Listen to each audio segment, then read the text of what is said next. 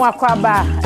Badwam dwumadie na guso a wo hwe no ebra aduni media review da bokrata no ye hye na poso ene eboboso ama na asante bampondesie na sei ampofo agi waye kra no na machi Tomana na se na hwene BP no Arafa ya mo acha Mwakwaba Badwam ebra so se de bokrata no mu nsembro ne mo me kai 26 December. 26 December.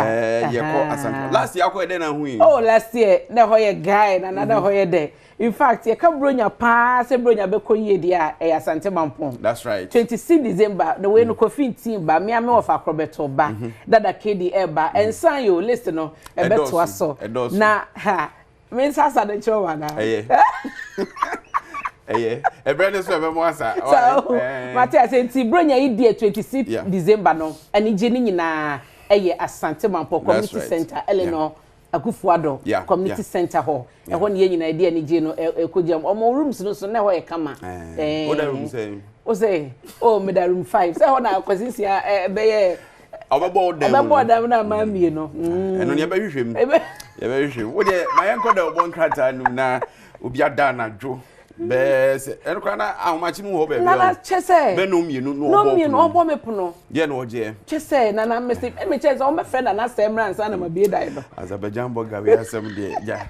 yenfa daily graphic the bokrata no na yenko economy on recovery course President Ekufuado Nanado na kansa asemu yi nti o mampani Nanado danko Ekufuado na chese o man si kasa no se de chese kwan no etne ejina ne naso a enyoma esisa na customs seize firearms at Temaport na Temaport na beto dwase se ayi atuo ene ho akade a nipa bi chese nkomo de be wura man munya de keto a nti chese na nanti customs so ma seize bo mo ma yenhunu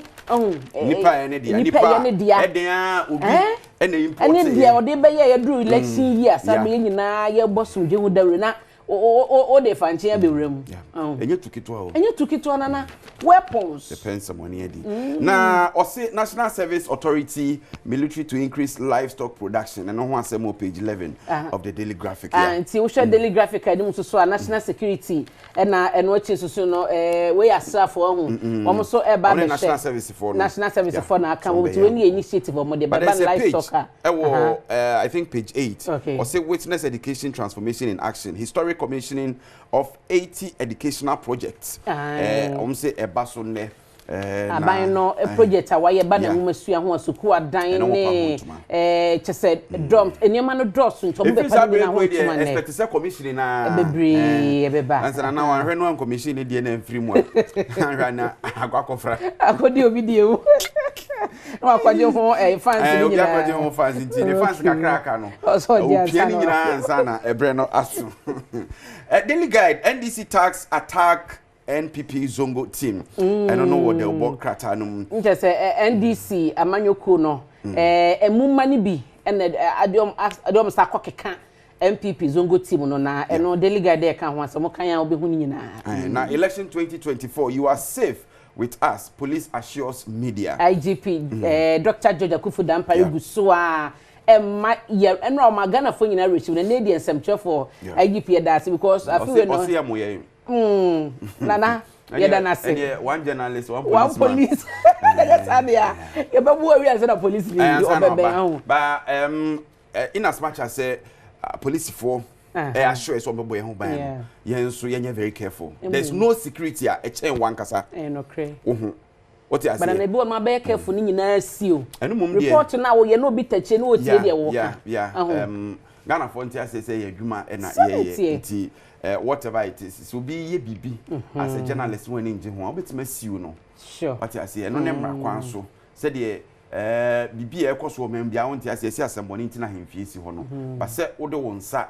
wo fa ba na bibi dia kwakọbọ ne de e wonu anka ba ne sa ya no bisa ho sa yeso ye nipa e na sebe ensentwefo so timi yem fomso what you say ntubi aye bibi na fo se wa anya ne kwan so na de afa eye emra kwan so na emra ne di sense wo nsa na ba na situa na sekan ebe bonom ti yensua sade no Ban Square Vision of Progress president na we say eye dwumadie sonko I call so Bank of Ghana one more enra enye danketwa enye danketwa mapa hontoma say ye kase nantwipa we sire muka meme de beba so hu na NDC plot to use vigilante group on election day exposed MPP almost press conference no an say kosu say ne nansa NDC ye no mo de bae ko eblemu eye brigadier general Michael Poku na emi wanwa say amanyofo no mo aboapa na wo musujagu mu ama man me hu na unim say oyesa wu okra na sa kasa ho ni sa se no akoto aba enye fine but ye assure Ghana ni bia say abato ne de kone koto emfa ho ne de obetia ni bibi be campaign ne koto say ahomachi ye be say na e okrum ha mache amamuna say ye nyina ye konkoko na ya koto ya ba ya obi asaba be ye because ya antre ho anto anu e be affect bronya no run off bia na ade bia ko ba eti do be win no we win no one touch ne ne esene no and na no big frame me catch him so srem ya den na mi hu abato no nam so abato de gesi ato awie so nka ohwese cheda benya be 10% bi na ka ba na corona of nam so se bronya no patrona for sem de yempe yo pese yetoma no pie ne koto no yo nipa bebre won mo a ye nto aba na me de me nsem mre na me nkodi live mu nkire wadwen nkire nipa obedi so for the next 4 years from so kese pa adwen ho biem no ahwe yi a e bia obeto aba ne be wie no within 2 months 3 months no start inu ho but sakwanya se obekere wadwen 4 years usimi hu yanka na elite wan hwe yi beto aba ne be wie no 3 4 5 months na washase na wu no ho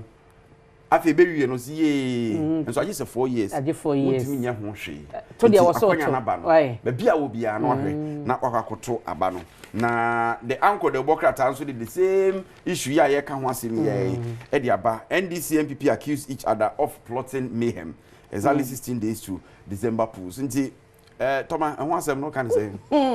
na we say ya na menti ase die nti omo yesa ebi wo hono ma omo ankasa ni mo akoma mu se die omo dia beto abonten no eni nyina so enso aso omo pese ye hunu se election braso ebi mu ye hu sisi na ye dey it's not as if say say issue say omo raise omo akoye formal complaint bi wo police station ana say ya throw to national security say you ye ba ni abeto agum framam na ya ye nso so ne ya fa ne ya de abrel eno ne asem yo ye adwuma just one rice to hit market soon na fe say I think about 2 years 3 years ago after COVID no and I just one group of companies here some venture into rice farming omo say afia ansana omo eba ne ye hope say eba be emo a eya na enye se mo na enyo na Ghana e packaging no problems me kai say ebi no mo akomanim abna rice no mo ne even honorable akando kwamna minta akando say ne mo packaging ne kama ye packaging ye na bibia ntetenom ne ade won ye yimfrim ne mo man ntimi enyi baako no ne ade ti say de omo de eti say broni asase nye papa nchen ye de enti de enti na wo say ne mo ye de chen ye de a production on name fidie so a fidie mom na me trust just sponsor say yesua o mabrofo akese na ye kan yesua o mu ya ne yesuti abon eti ade ne yesua o mu no se de mu si dua no ana want dey make meti ase pa ekumadoko nkwais yese brofo echeze onam kwambo ni bia zu pesika aba pe brofo be yesua eniema na ehunya ba o mi atouts Ghana's education successes and also ewo political digest the Bokrata nti ensem kakra aba eno no yebekọ na agudie mu akomfo no aba beto aso eno achi ye kwe na mekai ahwefo se nyame yadoma 26th December eye ampofo je ahun live pa o dia sana gina review wadaroma facha mi yo enti no nyame adoma 26 December ye kwa asante mampo na do say one I man of the match nti na o ye ni sa no ifato ye yesia na yenye ne wate ni je de bia beka na ho a jiwani akwanya ne ba bra bi unya ska hye da yi bi ne di ma kra mra didi na nkase me twen o twen go ya me ma no kra no wo no bitima kire ne yem a na wuma ni di pizza no no ore o critical no so ono ankasa no onya ayi gari bia na wo na ewe dabi we nam ona abre pesika didi ye fine na kra ma na me ndanso o chinechi ya no Accra New Town ya zongo fair no e baso me de nuane no nso mo jollof bia o mo ye pepe fo stew no manage ho kwen na kan ya na dabi Queen, there be queen.